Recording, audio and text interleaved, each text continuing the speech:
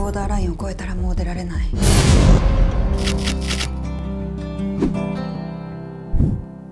Welcome to Recap King. In this video, we will explain how to end Alice in Borderland Part 1. This series tells the story of three friends who are trapped in a dangerous game. When they try to get out of the game, they get trapped deeper in various intrigues. How will this story end? Let's find out in How to End Alice in Borderland Part 1.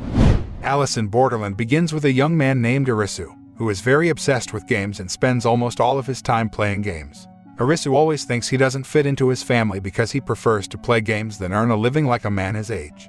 His father often compares Arisu to his younger brother. One day, his brother asked Arisu why he didn't attend the job interview he had recommended. Arisu, who is upset because his brother is too involved in his life, finally decides to leave the house.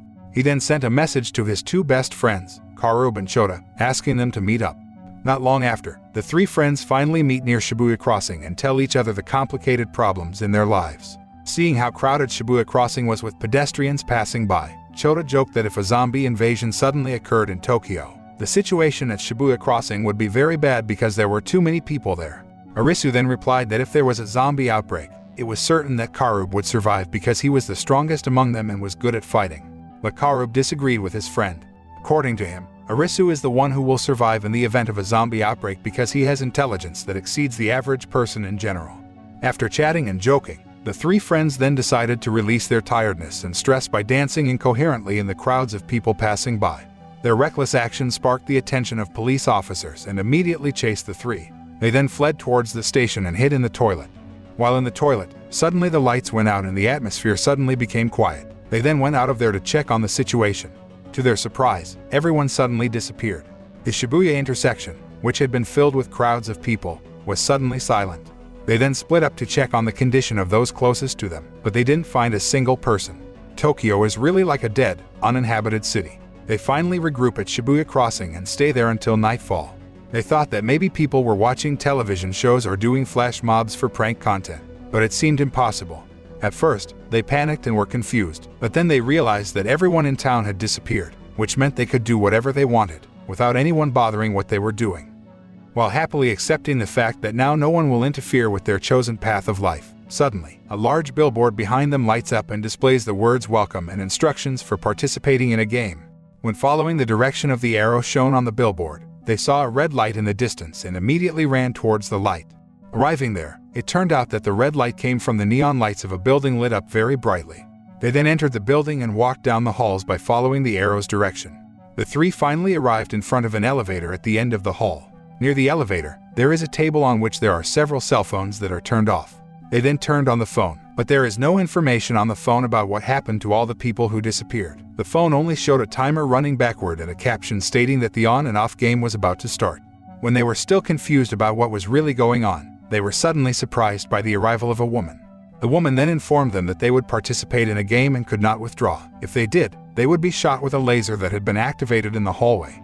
Not long after, a high school student arrived at the place, and since the number of players needed was sufficient, the game of life and death with the difficulty level of 3 clubs could be started immediately.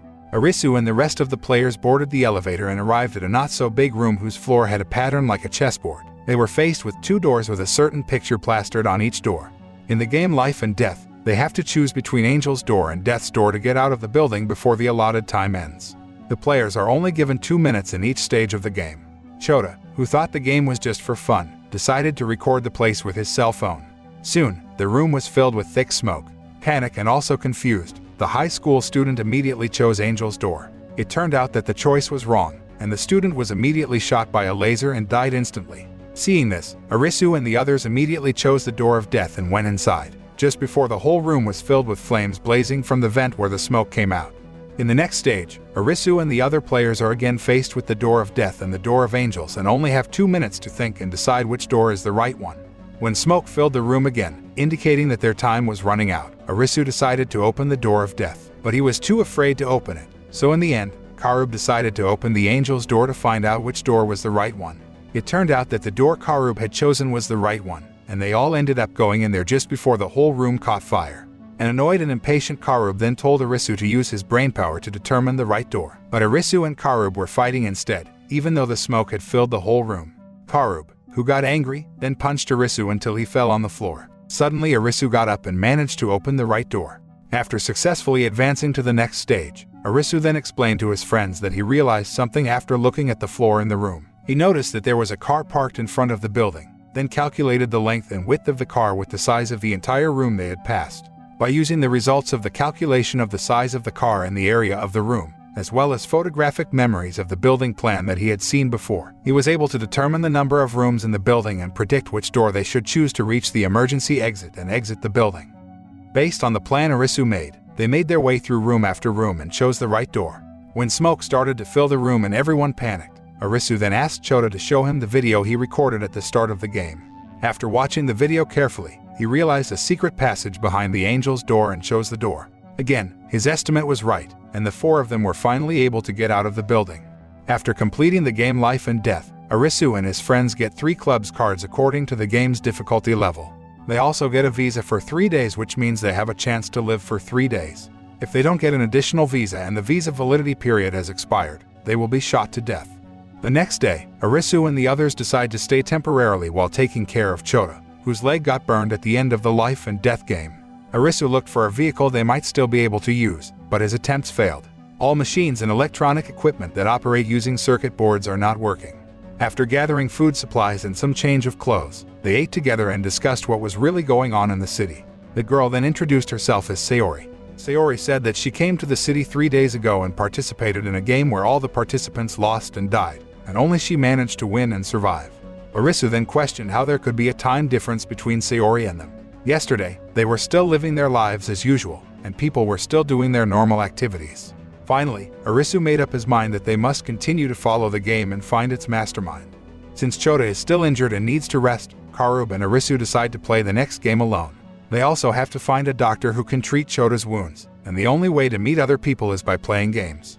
Long story short, Arisu and Karube finally arrived at the next game arena. Some participants took part in the game this time, but no one seemed to be a medical expert.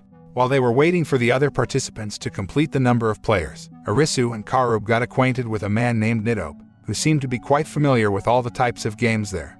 The game that Arisu will play this time has a difficulty level of 5 spades. The shovel symbol indicates that the game will rely on the physical abilities of the participants. Arisu and his friends managed to win the club's card game because the game requires teamwork. If they get a diamond card, then the game relies on the intelligence of each participant. The most difficult is the heart card game because the participants will face betrayal, and it is difficult to make the right decision. Not only that, the bigger the number on each card, the more difficult the game. This time they will play a game of chase with Horse Masked Chaser, who will chase the participants and kill them. The game will only end if they find a safe zone or a room with a button that can stop the bomb. Participants only have 20 minutes before the bomb detonates all players if they fail to press the button. Arisu and Karube avoided the Horse Masked Chaser by hiding in the hallway, but not with Nidobe, who was shot dead by the chaser. Not only Nidobe, many other participants were also victims of the Horse Masked Chaser. Seeing this, Arisu asked the other participants to find a safe zone to win the game. A burly man named Aguni and a lively and athletic girl named Usagi respond to Arisu's request and agree to cooperate. Aguni and Karube work hand in hand to restrain the Horse Masked Chaser's movement, while Arisu and Usagi work together to find a safe zone. Arisu managed to find the safe zone with a participant named Chisiya. Arisu and Chisiya then entered the room, but they were surprised by another Horse Masked Chaser waiting for the participants in the room. The chaser attacked Arisu with continuous fire, but Arisu managed to dodge and enter another room there, while Chisiya knocked out the pursuer with a stand gun. After entering the safe zone room, Arisu realized that 2 buttons in the room must be pressed simultaneously to win the game. He immediately called the players to come to the safe zone in room number 406.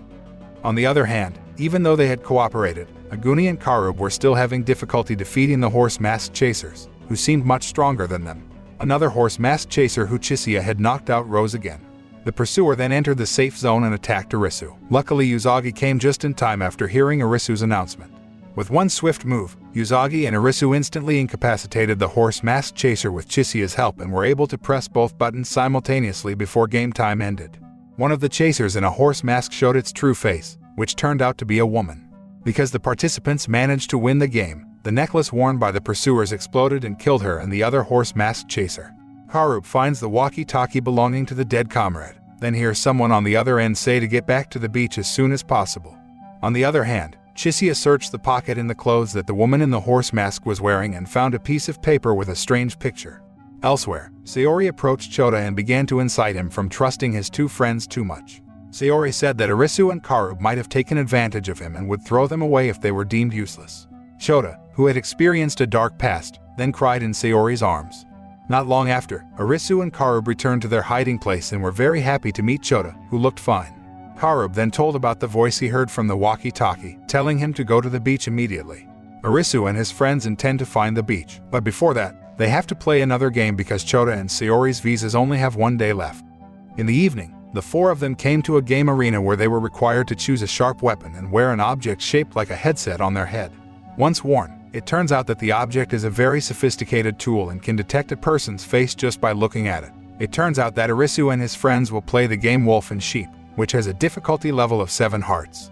The rules in the game are very simple. One of the players will become a wolf, while the other will become a sheep, and when the wolf meets one of the sheep, the wolf's role will shift to the sheep.